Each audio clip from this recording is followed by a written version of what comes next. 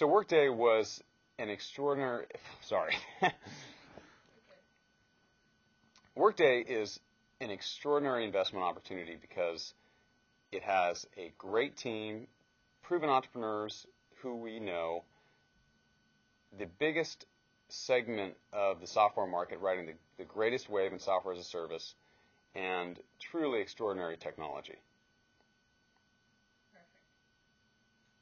I think that's all we needed there. So,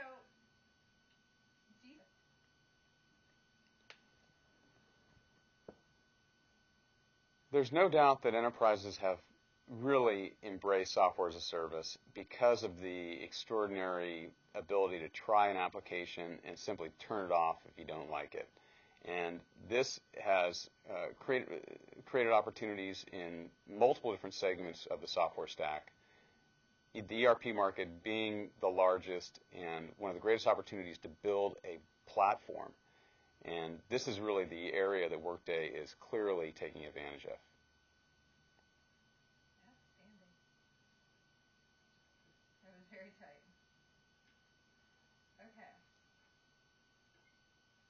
Oh,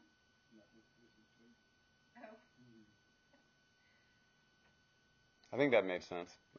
it definitely Totally, it was great. made sense. It was Yeah. very. Well, to fully exploit cloud computing, each of these layers of the stack, from security to the support services, such as the development layer, to storage, networking, compute, all of them really need to be re-architected and rebuilt from the ground up in order to take advantage of the opportunity. And we have companies in some of these areas, and we have some areas where we don't have companies. But at the end of the day, there's tremendous company building potential in each of these areas, and it's simply because of an exploding opportunity where the existing products and companies cannot shift quickly enough to respond to. I know we covered that before, Yeah, it's okay. but Yeah. it's kind of the same thing. What you just said about the opportunity, the explosive opportunity, Okay. Okay. smaller. Okay. So the existing companies that are selling their products to these various layers of the stack, from the application layer down to the storage layer, their products are old. They were architected in many cases during the 80s. And when there's major architectural platform shifts that occur in this industry, it's very difficult for old architectures to respond. And without a doubt, we're going to see that with cloud computing. We're already seeing it.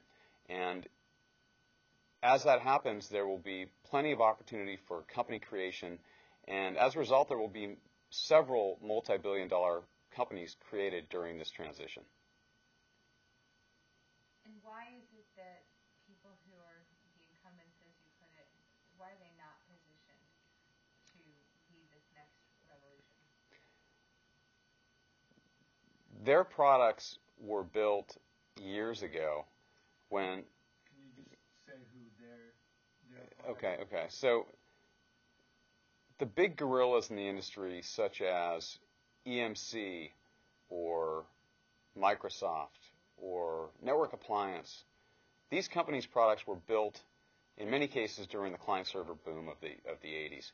And for them to change their products to respond to cloud computing, to fully exploit these technologies is very difficult. It's very difficult to unseat them from their accounts, but it's arguably more difficult for them to change their products to really respond to a complete shift in the entire platform. And that's what's going on with cloud computing. So there is a shift in the platform.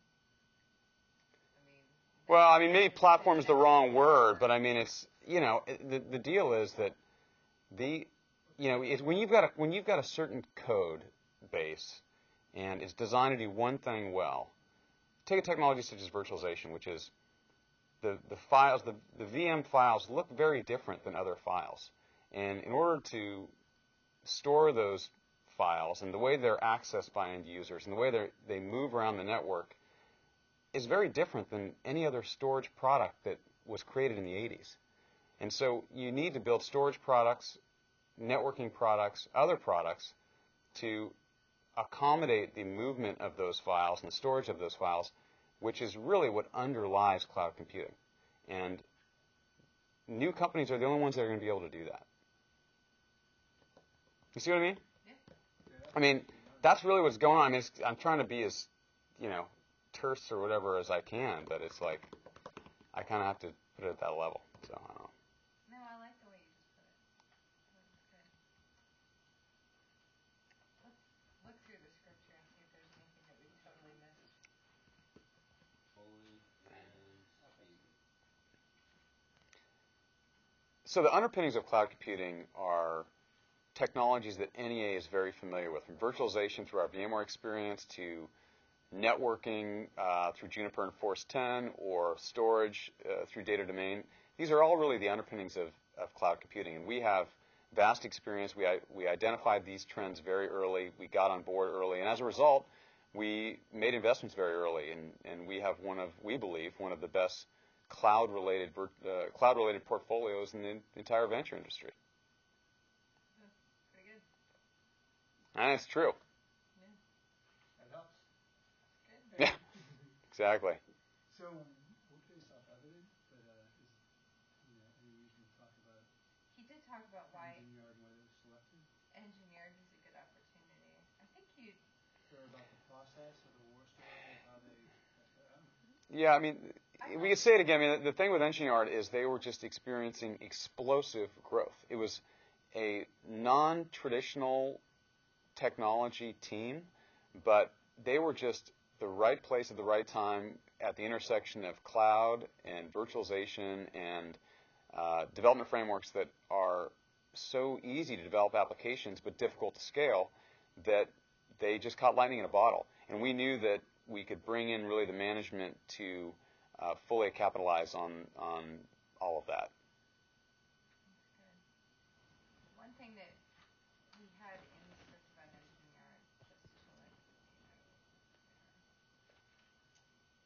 was that they're positioning themselves to be ubiquitous. They have an incredibly strong ecosystem of technology and infrastructure partners, and they're in the sweet spot in the competitive landscape.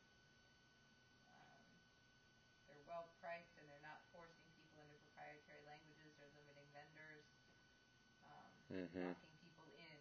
Instead they're opening doors. Well, I think the thing is that it's, as these companies move to the cloud, which they're all going to do, they're going to develop new applications, and you need to have frameworks, tools, services, a management layer to build those applications. And therefore, the opportunity is enormous. And right now, they have a product that works for a particular segment, and there's no reason why we can't take it to the entire market. I mean, that's why I think that's what they're referring to there. I mean, without getting technical. They didn't write that. Oh, okay. Okay. That was just. Yeah. I mean, it came out of their presentation materials. They're talking about taking over the world, and is it a little much? I guess. No. What they said, is it too strong? I mean, could happen. We just put the marketing spin on. Yeah, could happen. It's fully legit. Okay. What is the horizon here as far as that company's development? I don't know a lot about their projected timeline. What do you mean? They're shipping product. They have. I don't mean development of the product, but as far as their next milestones, what are you looking to happen with that company? Is it likely an acquisition target? Is it likely? No, we think. I mean, we have the CEO in place and the executive team in place to build a huge independent company, and that's the plan. I mean, somebody's going to try. It's going to be hard to stay independent when you have that hot a company, and there's companies around with cash, and so there's going to be runs at the company for sure. But I don't know, we don't want to sell it. We could. They're doing great. I mean, I'm a little nervous with showcasing them to LPs. I feel like that's kind of like the Sports Illustrated jinx. You're kind of, you do that and bad things happen. But I asked John about it, and he said, no, let's go for it. So if he wants to do it, then I'm game. Well, that's one